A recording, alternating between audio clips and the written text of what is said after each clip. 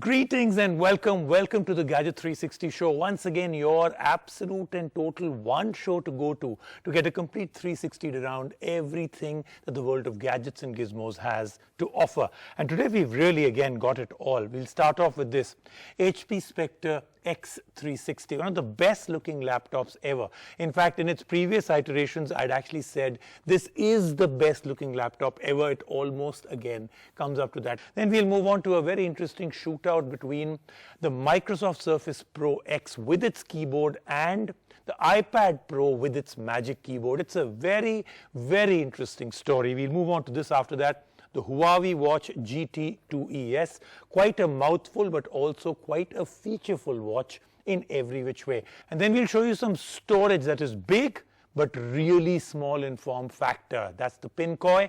Let's get started with today's show. On the show, we review this laptop from HP's premium Spectre series. Behind all the glitz, how well does this laptop really do? We'll tell you. And we strap on the new Huawei Watch GT2e to see if it makes for a perfect smartwatch. It is the battle of the pros in this shootout between the iPad Pro and the Microsoft Surface Pro X. Which one takes the crown? And we have a storage device the size of your credit card. All happening on the show today. But of course, before we get started with all that great stuff that we're going to review for you or give our opinion on, here's the news from the world of gadgets and gizmos.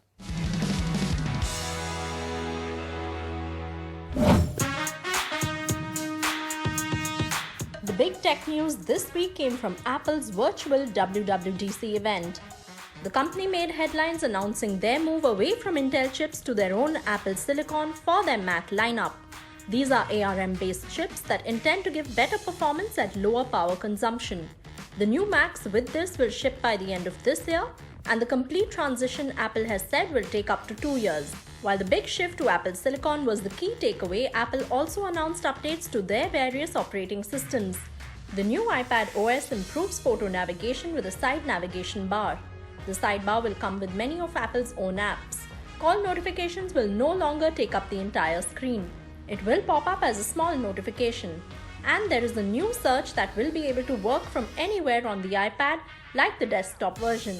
There's also a new Scribble app that has handwriting recognition, and it can recognize different languages as well. The new Mac OS is called Big Sur, and it has a completely new redesigned look. The same photos design from iPad OS comes to Mac OS, and there's a control center in the menu bar. Safari has some updates too and will be much faster at loading frequently visited websites.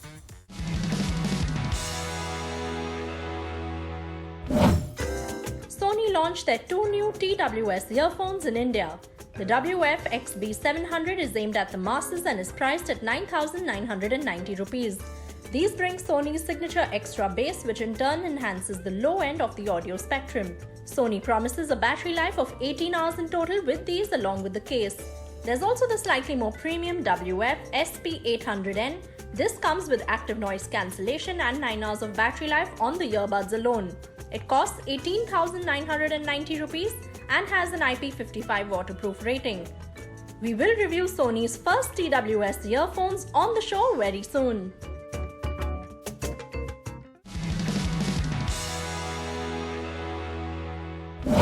So we're going to start off our story with this, the HP Spectre X360. Now, like I said before, this has got to be one of the best looking laptops. It's thin, light. The kind of materials that have been used in this are absolutely fantastic. The accents they've given this brilliant dark gray with very matte gold accents looks like $1 million. Thankfully, it doesn't cost $1 million, but still pretty expensive. We love everything about it, from its performance to the screen to everything else. The only thing we're a little skeptical about is that the front camera may not be the kind that you expect. Like we said, we're doing this story because people are asking for really good-looking portable laptops at times when lockdowns, COVID-19, work from home, and a lot of communication and a lot of video conferencing is happening from home, where you need a laptop more now than ever before. Well, at that point, we thought we'll do this. Let's take a look at this in depth. It's raining laptops of different kinds and different price ranges. Here we are stepping a few months back to show you one of the most premium convertibles that entered the market. The HP Spectre X360 13 carries forward the premium 2-in-1 legacy of the Spectre series with some serious specifications and improvements from its predecessors. The Spectre X360 13 goes up against Dell's XPS series, Lenovo's Yoga series and other premium 2-in-1s. Priced at 99,990 rupees upwards, let's find out if the HP Spectre X360 13 can hold its own. If we were to give our verdict just in terms of looks, the HP Spectre X360 13 would take it all. It's an out-and-out looker. We got the Nightfall black variant with copper luxe accents. It has an angular gem cut design, and this time HP has made use of the edges by including a USB Type-C port on one of them. The hinge is not stiff, it's pretty sturdy, and it has the Spectre logo shining bright. The laptop itself is very thin and so are its bezels. The bezels are as good as not being there. It's an edge-to-edge 13-inch display with a 90% screen-to-body ratio. It's easy to fall for the gorgeous design alone, but let's take a look at what's on the inside when we open up this beauty. The screen is a top-notch 4K OLED screen. This comes in the top configuration of the laptop. It has a 1080p screen and true black HDR that makes this an absolute delight if you're watching something on this. The colors are true to life and the side viewing angles also do just fine. Unlike its predecessor, this HP Spectre model is finally ready to be used under direct sunlight as well, as the screen can go up to a whopping 1000 nits of brightness. The audio on this is by Bang & Olufsen and it can go pretty loud. We recommend listening at a medium volume to experience the true power of the speakers. It is a 2-in-1 and it quickly swivels on its beautiful hinges easily to get into tablet mode. It's not too heavy and we enjoyed using the HP Spectre as a tablet as well. The touchscreen is quick to respond to. As a laptop, the keypad is sturdy, the chiclet style keyboard is well spaced and it's nice to type on. The big improvement here is in the trackpad. It keeps up with quick swipes and now comes with Windows Precision drivers, which is widely considered an upgrade over the previous Synaptic drivers. In terms of performance, the HP Spectre X360 13 comes in two configurations, Intel's i5 and i7. This is Intel's latest 10th Gen Ice Lake processor. There is 8GB RAM on the base variant along with 256GB SSD storage. The Spectre performs as commanded. It's great for everyday use and basic gaming. There's no dedicated graphics card per se.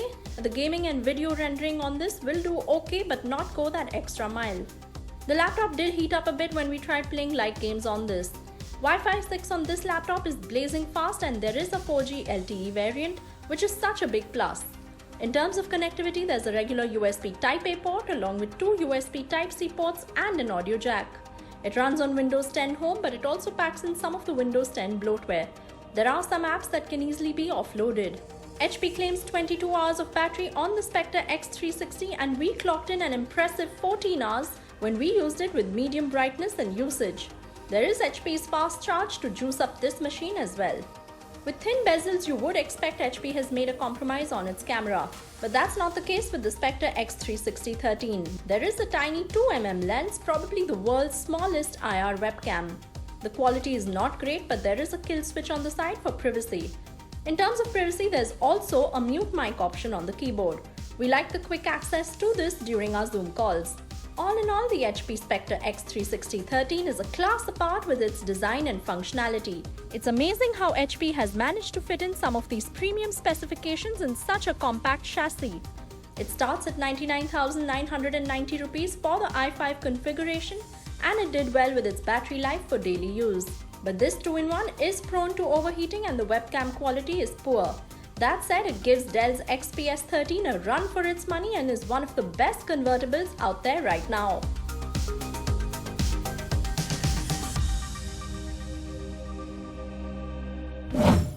Now let's move on to this, the Huawei Watch GT2e. Like I said, it's quite a mouthful. I have to look down at the box to make sure I don't actually read it wrong or say it wrong.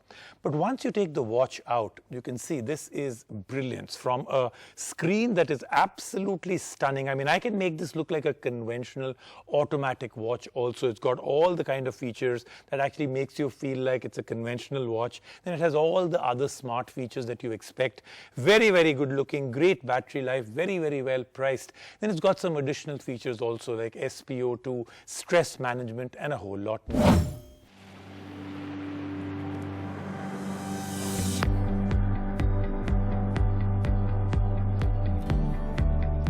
Huawei has launched the successor to their Watch GT2. This is the E variant, which comes with a couple of new features and an improved battery life.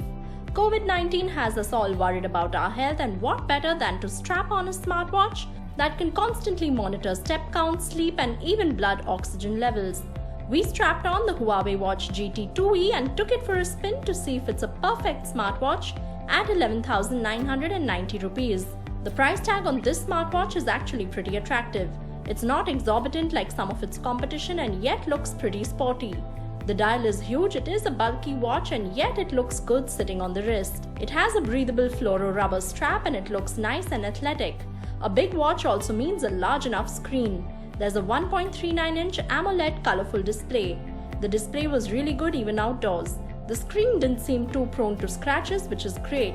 There are different watch faces to play around with, but you can't customize much and will have to make do with what is offered. One of the star features of the Huawei GT2e is the 2-week battery life claim. We switched on the always-on feature on the watch and managed to get an easy 8 days on this. You can run, jog and exercise, and battery will certainly not be on your mind with this watch. There are 100 workout modes to browse through using the buttons on the side of the watch.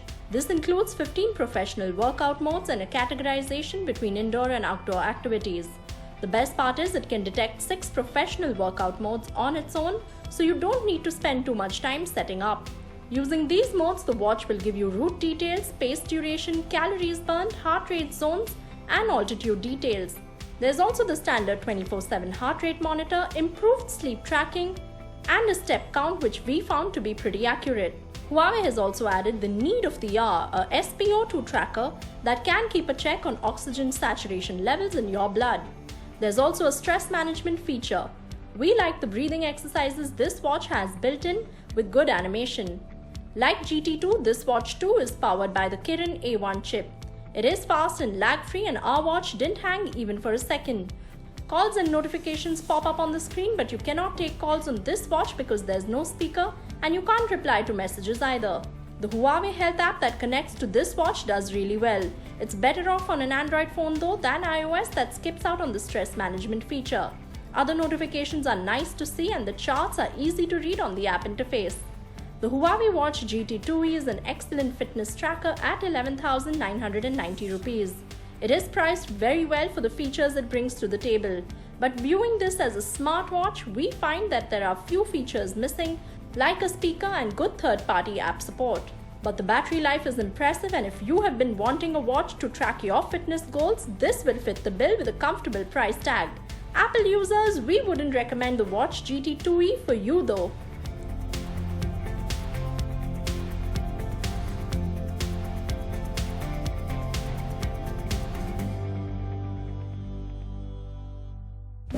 Now let's move on to a story that's very, very interesting.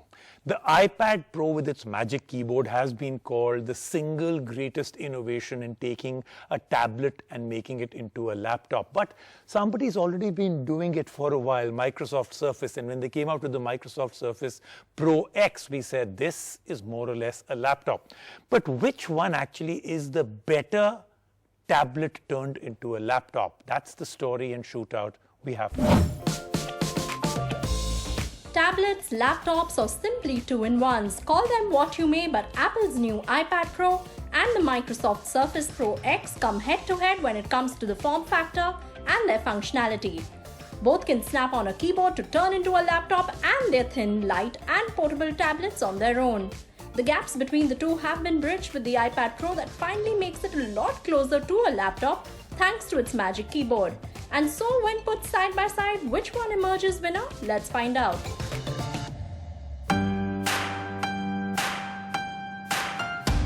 Apple's Magic Keyboard really makes this a dream machine. The magnetic stand makes the iPad Pro look like it's floating, and the angle can be adjusted. The keyboard is great to type on, and the trackpad has gesture control too. Microsoft Surface Pro X, on the other hand, has a keyboard too, but it doesn't seem sturdy enough. We are comparing the iPad Pro 12.9-inch variant with the Surface Pro X 13-inch variant. Both are massive tablets and feel more natural to use as laptops. In terms of price, the iPad Pro 2020 starts at 89,900 rupees for this 12.9-inch variant. The Surface Pro X is priced at 98,999 rupees. Microsoft's keyboard and pen combo is priced at 26,299 rupees, while Apple's Magic Keyboard and the Apple Pencil together will cost you a lot more at 38,800 rupees. The iPad Pro has a beautiful liquid retina display, and the Surface Pro X also has a nice edge-to-edge pixel sense display. The big difference between the two is of course in the software they run. iPad Pro runs on iPad OS 13.4 while Microsoft Surface Pro X runs on Windows 10. Microsoft really has everything a fully functioning Windows 10 laptop would, and it wins the point here for sheer compatibility and get-go right from the start. iPad Pro has mouse and trackpad support finally, but it also has a lot of features coming up with the new iPad OS recently announced at WWDC. Apple also announced its huge shift from Intel's chipsets to their own Apple Silicon at WWDC. The first slew of Macs under this will be powered by the same chip that powers the iPad Pro, A12Z chipset. This really says a lot about the power of the iPad Pro. It is so fast it beats Microsoft's ARM-based chip here. Both iPad Pro and Surface Pro X run on ARM-based mobile-first chips. The Surface Pro X runs on SQ1, but we are waiting for developers to innovate more using this. It does a good job though, it is fast as well, but iPad Pro's A12Z chip takes this point. The iPad Pro has Wi-Fi 6 while the Surface Pro X goes with Wi-Fi 5. In terms of battery, both do really well and are neck to neck. We got around 9 to 10 hours from both on heavy use. iPad Pro has 2 cameras on the back along with the LiDAR scanner for enhanced augmented reality support. Surface Pro X has a camera in the front which does really well, and there is an 11 megapixel rear camera as well. iPad Pro comes with only one Type-C port while the Surface Pro X has 2 USB Type-C ports. The design of the two is similar as well. It is the keyboards that really make them look different when kept together. iPad Pro is a mobile-first device. It is now much closer to a laptop though, with the Magic Keyboard and gesture control. Microsoft seems to look at the Surface Pro X as a laptop-first device, and that's where the real difference between these two lies. They do great for computing and are fast. Apple's iPad Pro is slightly ahead with the A12Z chip and is more for creators who can really utilize the power of this machine to the max.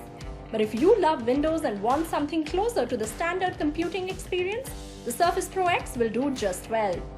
It is overall cheaper with the keyboard and has a huge edge over the iPad Pro here. Let's take a quick break right now on the show. When we come back, lots more on the Gadget 360 show.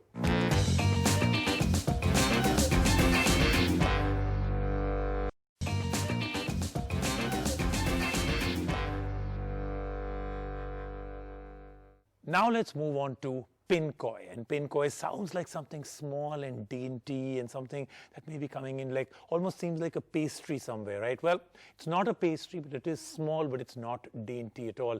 It's small, it's solid, it's built like a tank, and it's giving you storage in a small little form factor that is very, very big. Gadgets are getting smaller and sleeker, so why should our storage devices be left behind? If you are backing up things the good old way and not just relying on the cloud, then you could check out this Penco Mobi Store wallet. It's small in size, but don't be fooled, this little thing can store up to 480 GB worth of data. This one we got to test has a capacity of 240 GB. The Penco Mobi Store is primarily meant for phones. It can simply be connected to any Android phone that is OTG enabled, and it will show up in the native Files app of the phone. Data can be shared across any platform, even on a MacBook. It connects to Windows laptops as well and is pretty fast.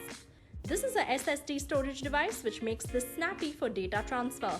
What we like best about the Penco Mobi Store wallet is its size. It's almost the size of a credit card and can slip into a wallet or a bag very easily. An OTG adapter comes in the box, and they've also slipped in a leather wallet that comes with this storage device. The Penco Mobi Store does solve the problem of limited storage on phones, but while it looks light on the pocket, that's not the case with its price. The 240 GB variant will set you back by 7,999 rupees, while the 480 GB variant will cost 13,999 rupees. There is also a 120 GB variant that costs 5,999 rupees. That then is the show for this week. As always, we've got a great lineup of stuff coming up next week. We'll see you then.